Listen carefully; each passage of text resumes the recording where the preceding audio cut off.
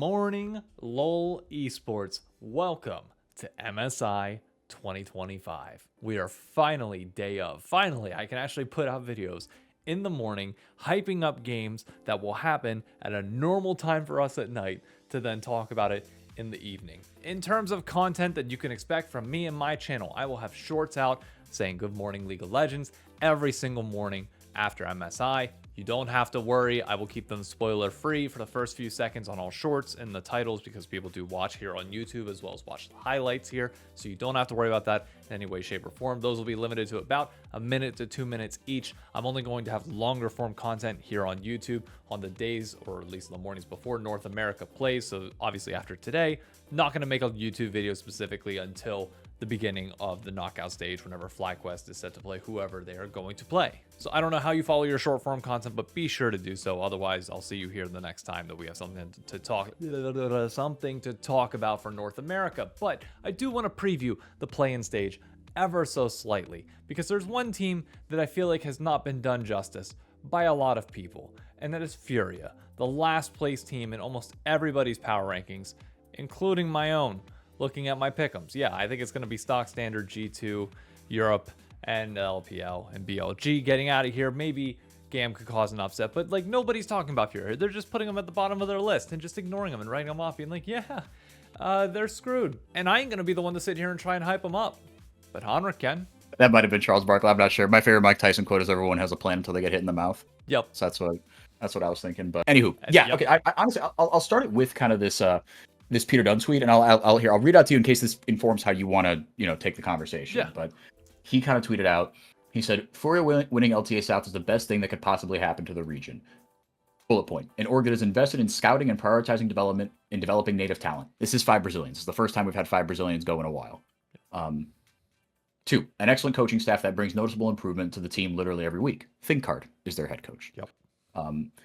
Bullet 3, players that work hard, including solo queue, and then boom, a GM with a decade of coaching experience promoted from within. I don't know how they'll do at MSI. It's an incredibly tough competition for Brazil. Worlds is easier for teams from lower strength leagues, but I'm certain that they won't be afraid to play their game. And although learning from internationals is a meme, I have genuine 100% belief that they will learn the right lessons from playing against the best the world has to offer. Also, they did it with a clean 3-0 victory in the finals, playing fucking Yasuo Rakan R1 R2 in a 28-minute, 26-5 kill game 3.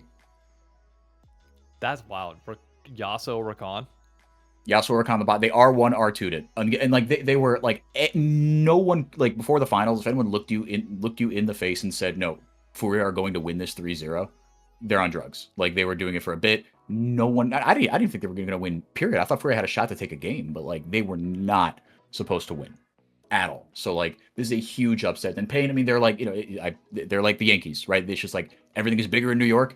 The attention is bigger, and the crash out online from Pain fans was glorious. It was absolutely unbelievable. Like fanatic levels of crash out. It was so funny. Okay. So on that point then, that brings up an interesting conversation for MSI, because I don't know if you remember 2 years ago, Golden Guardians and C9 were the 2 teams that went from North America. And C9 beat the shit out of Golden Guardians in the finals. And everybody was like, oh, okay, like this is the one team, this is the team that should be there. But there was this thought of like, well, maybe Golden Guardians has a play style that can actually work a little bit better internationally than C9 going as our 1 seed can. It kind of seems like from what you're saying here that Furia kind of has like that Golden Guardians kind of feel to them of like, maybe they're just batshit crazy enough that it could work. And they're young enough that maybe they could develop and, not saying they're going to get out of play-in stage, but maybe they take enough from it to maybe challenge somebody.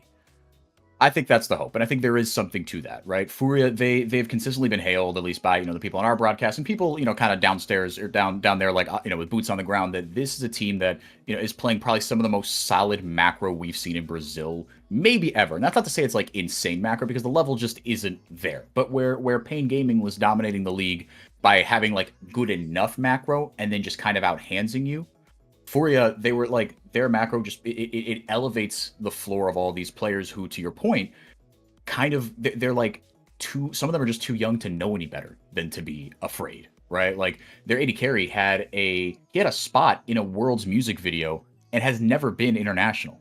He was 17 years old when MSI was in EDU in 2023, I guess it was. right? He had he was like he went over there as a 17-year-old, not allowed to play in the bigs yet, right? Or maybe he's a 16-year-old at the time, got #1 EU West, right? Just went out there and just dumpstered the entire server. And now he's finally getting a shot internationally.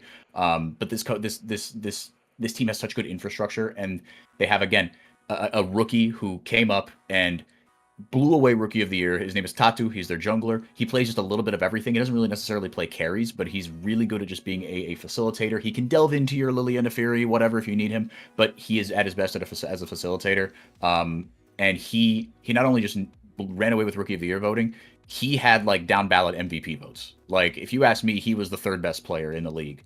Damn. And this is a guy who was a rookie. And again, Furia beat Pain in the finals. This was the Pain Gaming Academy jungler. And so technically, this kid is on Furia being loaned out. He is he's on loan?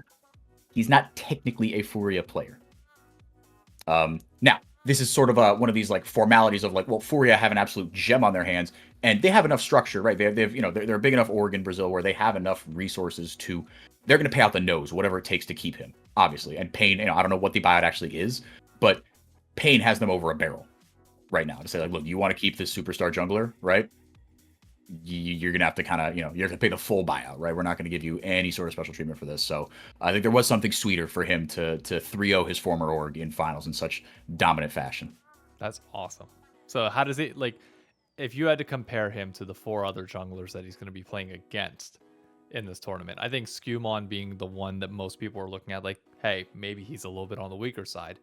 Can he stack up? Because we've seen in times past, CBLOL and CBLOL representatives have gotten leads. Like, they have the hands to be able to do it. It's just been closing it out that's always been their problem.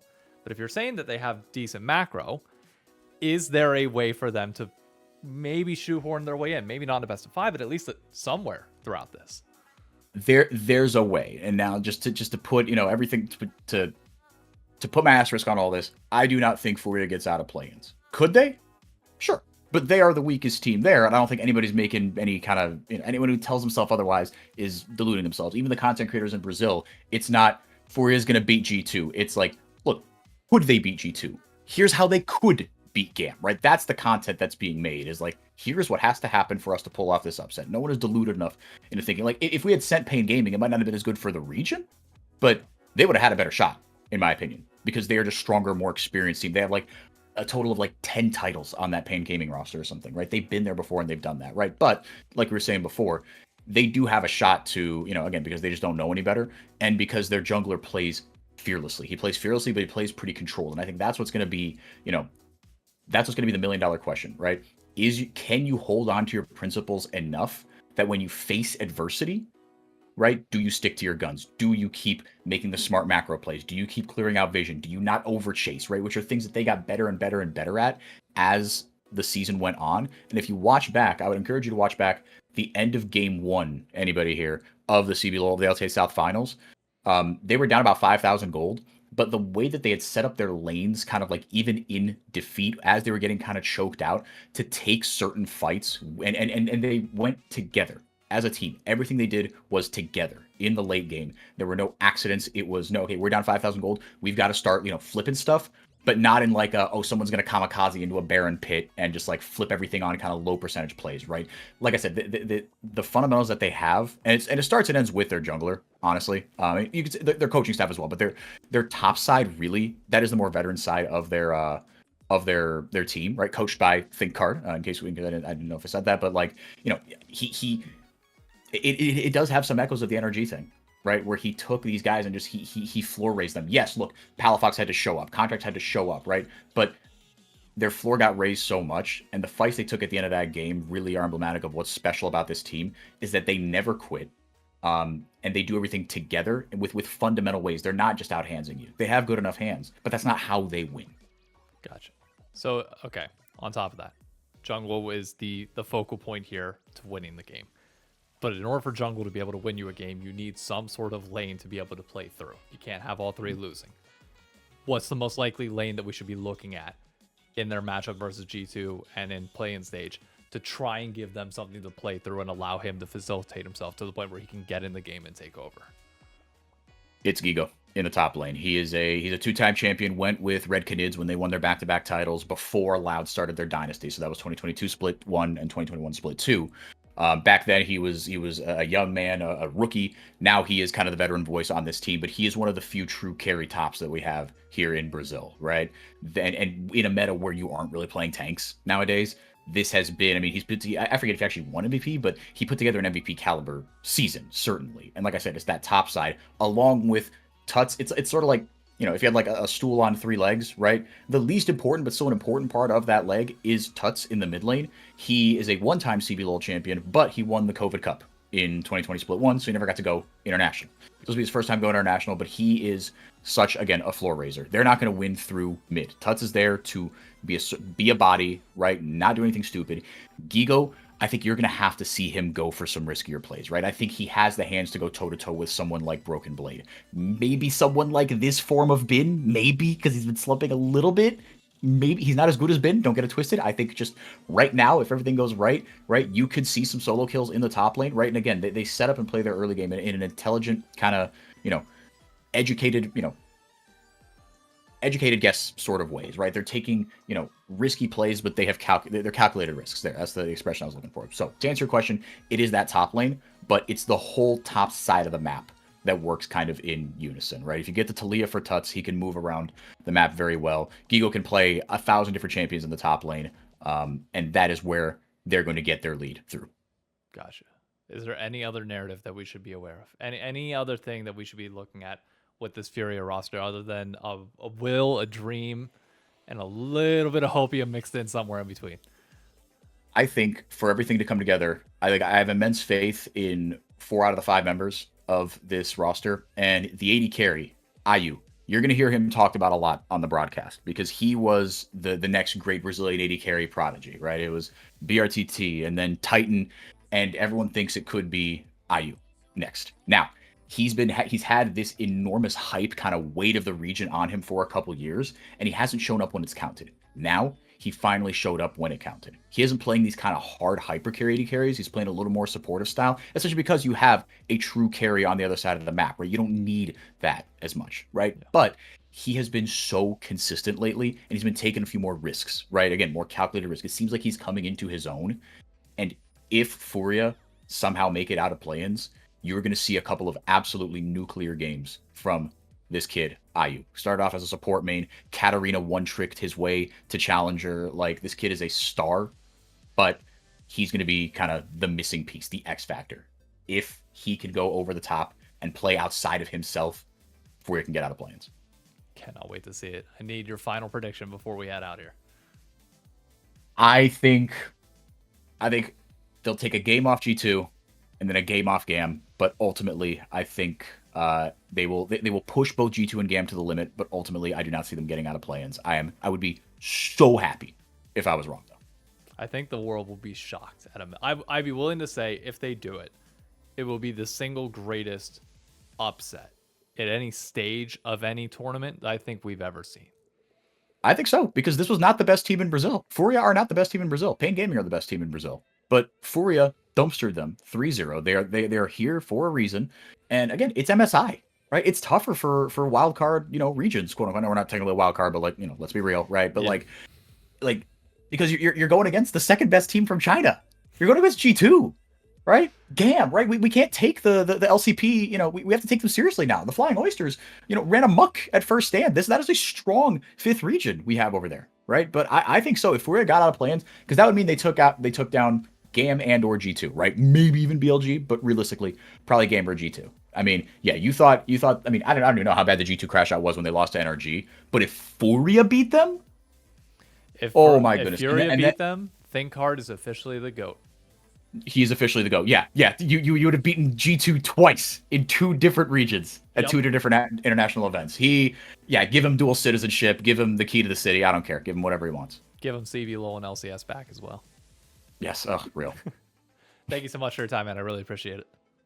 Thank you, David. Thank you, as always, to Henrique for coming on, speaking on Furia. I'm going to try and have some guests on the YouTube version of this show every now and then throughout MSI to keep things a little bit more fresh for you all. We do have some non-MSI headlines that we do need to cover today. First, in keeping it on the South American theme right now, Griffin, the jungler who was with T1's, I think not Challenger, like the team below them, he was over in T1's academy system for a bit. He came back over to North America saying that he wanted to give it one final go here. We weren't sure if he was going to get a slot in T1 or not. He is going to Loud in the LTA South, and I think it's a brilliant move for him. He gets a split in the LTA in a tier 1 system, even though it's the South rather than the North. And he'll get a chance to prove himself. And if he does well, if he can elevate himself to be a top 3 jungler within the first split, yeah, he'll easily get a shot here in the North in 2026. Otherwise, he might look at staying in the South for maybe another year, continuing to develop and going from there. But overall, a very hyped young prodigy, similar to Yukino, who's currently over with K-Corp Blue over in the EMEA system. But I'm excited to see how he develops and see if he can eventually make his way into tier 1 in North America specifically. Only time will tell. And the second headline for today, if you haven't paid attention to anything going on over the last year, sports gambling was bound to make its way into LoL Esports, and today we got confirmation that Riot is officially opening up the floodgates for betting sponsors to make their way into both LoL Esports and Valorant tier 1. The interesting note being that a portion of money that is made off of sports sponsors or sports betting will go to helping tier 2 in terms of flushing out prize pools, developing systems, more tournaments, access to information for players. I'm not sure what all that entails, but it looks like Riot finally has taken the position of, hey,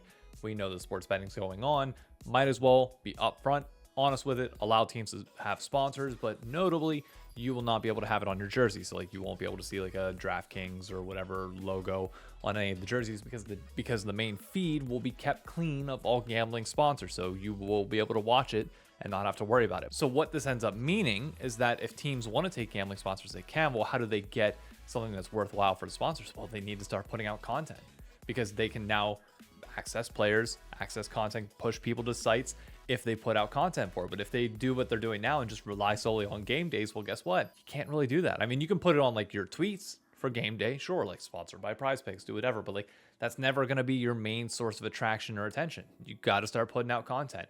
And I think this is a really good change for the ecosystem. We knew that sports gambling money is going to come in some way, shape, or form, but now you can't just do the easy route. You can't do a naming sponsorship. You can't do a jersey thing. Like you actually have to work if you want this betting money, which by all means, they can do, and I hope they do. I hope teams get more money, open up more revenue streams, and do this responsibly because gambling can be a problem if not done right and can be really over the top. So I really hope a brand just does not make every single thing outside of their game days like branding for betting.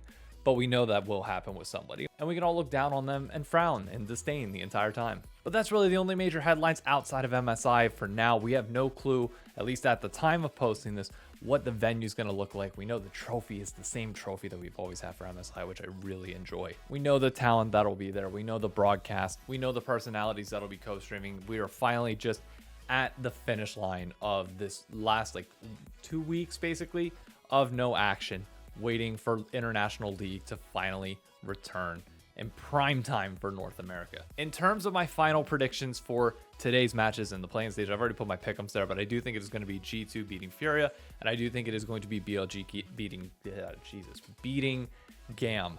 But the question is going to be GAM, or at least last year, I think it was PSG who went through the play-in stage as part of like that region or the 2 seed there. They pulled off the upset, right?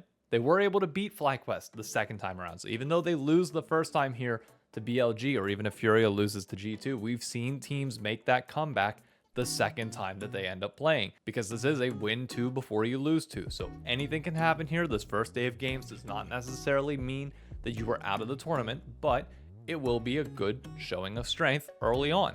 So we'll see. Let me know your thoughts. Who do you think is taking this weekend's matchups? Who do you think is moving on to the knockout stage, which we will cover in depth on Monday morning? I will see you all then. Enjoy. Be sure to follow for daily shorts around MSI. Be sure to follow me on TikTok and Twitter if you want live reactions, especially on Twitter. Otherwise, it should be a fun few weeks of games. See you around.